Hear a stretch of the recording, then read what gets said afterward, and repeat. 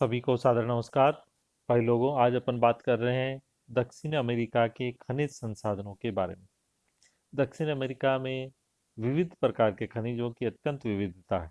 हालांकि उत्तरी अमेरिका जितनी तो नहीं है, उत्तरी अमेरिका जितनी संपन्नता भी नहीं है, लेकिन फिर भी खनिजों की अत्यधिक विविधता है। इसमें लोहेस, मैग्नीज, तांबा, टिन, टंगस्टन, अभ्रक, नाइट्रेट, बॉक्साइट इत्यादि बहुमूल्य खनिज मिलते हैं।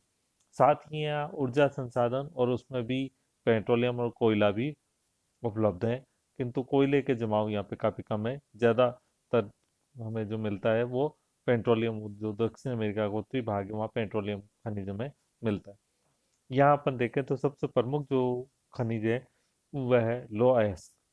दक्षिण अमेरिका में ब्राजील, वेनेजुएला, चिली लोह अयस्क उत्पादक है। ब्राजील आप सभी ने कहवा में पढ़ रखा, ब्राजील को। इसके बाद दूसरा वेनेजुएला, ये ऊपर वेनेजुएला।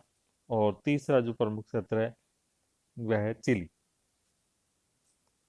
ब्राजील विश्व का लगभग 18% लोह उत्पादित करता है। 18% लोहे का उत्पादन ब्राजील द्वारा किया जाता है। इसका स्थान विश्व में सेकेंड नंबर पर है। यहाँ के पूर्वी उच्च क्षेत्र में विश्व के महत्वपूर्ण लोह अयस्क हैं। यहाँ उत्तम कोटि के लोहे के भंडार हैं। ब्राजील में मिनास जिरास, अभी अपन ने जो कहवा उत्पादन में पढ़ा था इसका नाम, मिनास जिरास राज्य में इताबीरा पर्वत के कोऊ क्षेत्र में श्रेष्ठ किस्म का लोहे का उत्पादन होता है। यहाँ के लोहे भंडार का अनुमान 40 से 46 खरब मीट्रिक टन है। यहाँ विश्व के लोहे भंडार का 16.5% है। यहाँ लोहे के उत्पादन में जो 68% लोहांश की मात्रा पाई जाती है। दूसरा जो प्रमुख क्षेत्र है वह है वेनेजुएला। वेनेजुएला का अनुमान है कि यहाँ 151 करोड़ मीट्रिक टन है। यहाँ सीरा, बोलीवार, एल टूएनो, एल पाओ इत्यादि प्रमुख क्षेत्र हैं। यहाँ हेमेटाइट प्रकार का लोहा मिलता है। तीसरा जो प्रमुख क्षेत्र है वह है चिली। चिली में भी उच्च कोटि का मैग्नेटाइट लोहा पाया जाता है। इसके प्रमुख भंडार है 300 मीट्रिक टन है। इसके प्रमुख जो क्षेत्र हैं वह है फागास्टा, एंकागुआ, टालका, मालेको इत्यादि है। कोयले के अभाव में यहाँ अधिकांश लोहा को निर्यात कर दिया जाता है। लोहा का जो प्रोडक्शन होता है उसमें ज़्यादातर लोहा को यहाँ से निर्यात कर दिया जाता है। चिली में उच्च कोटि का मैग्नेटाइट लोहा पाया जाता है, जिसके भंडार 300 करोड़ मीट्रिक टन है। यहाँ के मुख्य जो क्षेत्र है वह है एंटा फागास्टा, एंकाकागुआ, टालका, मोलेको इत्यादि।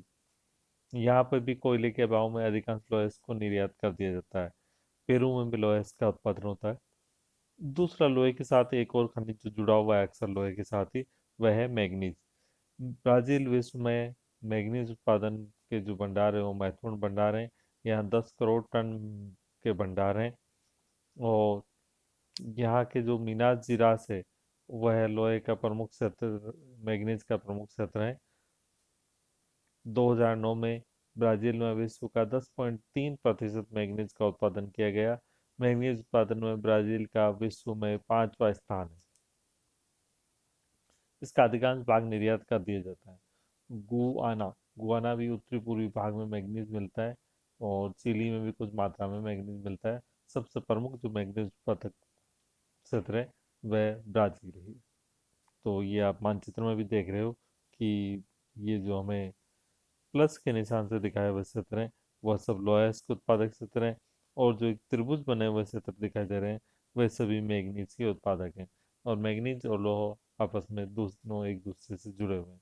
इसके अतिरिक्त तांबा उत्पादन में भी ब्राजील दक्षिण अमेरिका का महत्वपूर्ण स्थान है। तांबा उत्पादन का प्रमुख क्षेत्र है वह है चिली है, जिसका विश्व में तीसरा स्थान है। पेरू में भी इसका उत्पादन किया जाता है। इसके अतिरिक्त टिन उत्पादन और बॉक्साइट उत्पादन में भी इसका महत्वपूर्ण स्थान है। तो ये प्रमुख क्षेत्र थे जो कि खनिजों की दृष्टि से महत्वपूर्ण है। टिन उत्पादन में जो प्रमुख है वह है बोलीविया। ये विश्व में तीसरा स्थान रखता है। यहाँ विश्व का 17% टिन उत्पन्न किया जाता है। ये विशेष ध्यान रखने की बात है कि बोलीविया छोटा सा देश है, लेकिन ये विश्व का 17% टिन का उत्पादन करता है। इसी तरह तांबा उत्पादन में भी विश्व में चिली अपना प्रमुख स्थान रखता है।